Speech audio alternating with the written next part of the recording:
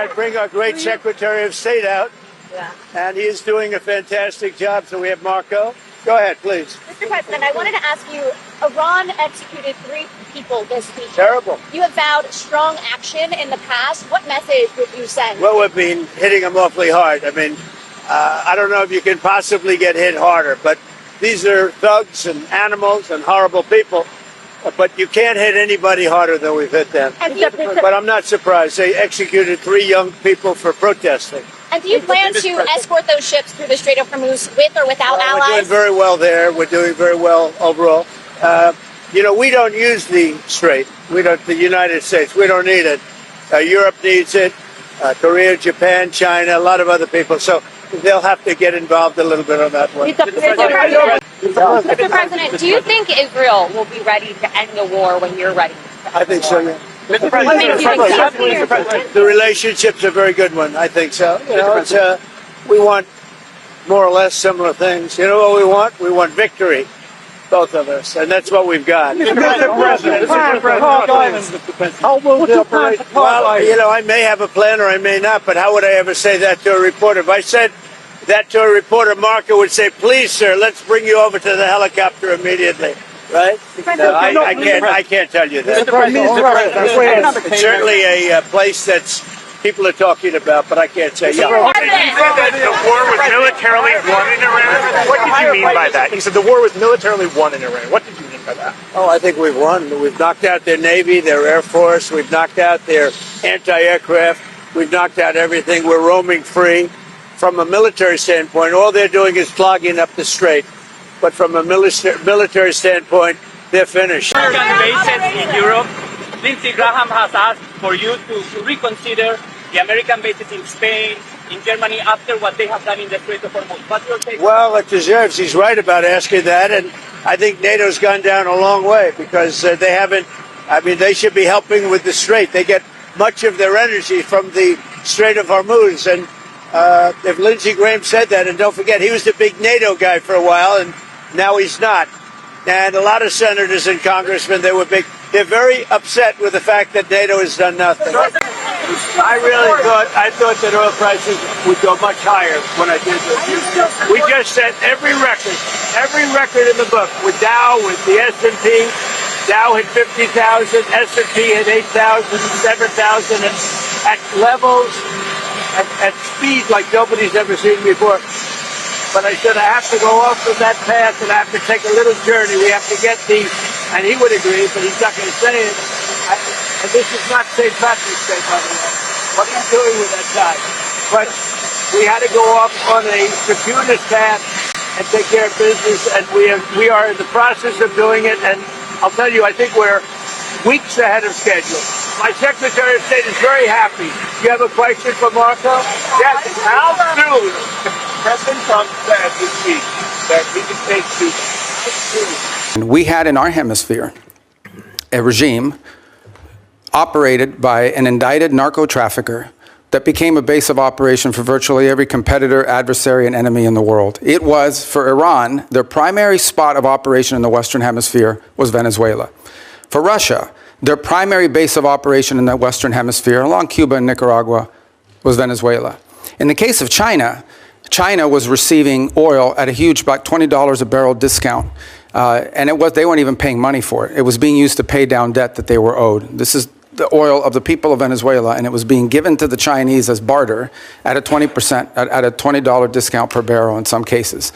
And so you had basically 3 of our primary opponents in the world operating from our hemisphere from that spot. U.S. President Donald Trump hosted Latin American leaders in Florida on Saturday to announce the formation of a military coalition against drug cartels. The heart of our agreement is a commitment to using lethal military force to destroy the sinister cartels and terrorist networks once and for all. We'll get rid of them. At least a dozen.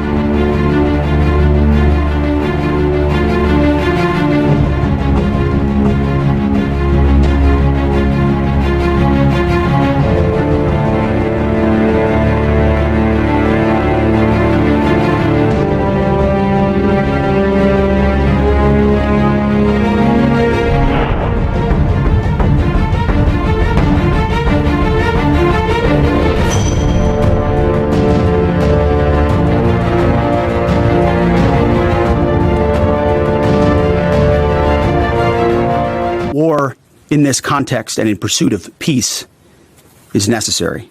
Our military is the greatest in the world, with the greatest equipment and the greatest people in the world. Nobody's ever seen anything like it.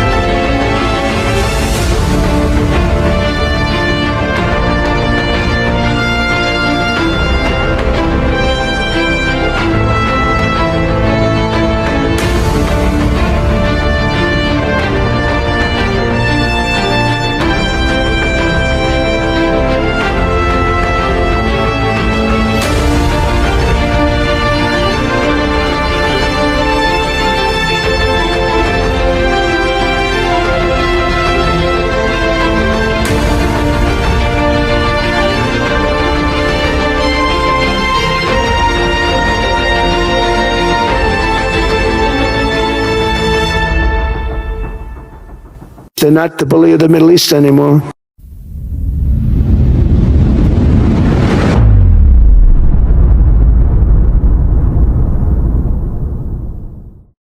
Our military is the greatest in the world, with the greatest equipment and the greatest people in the world. Nobody's ever seen anything like it.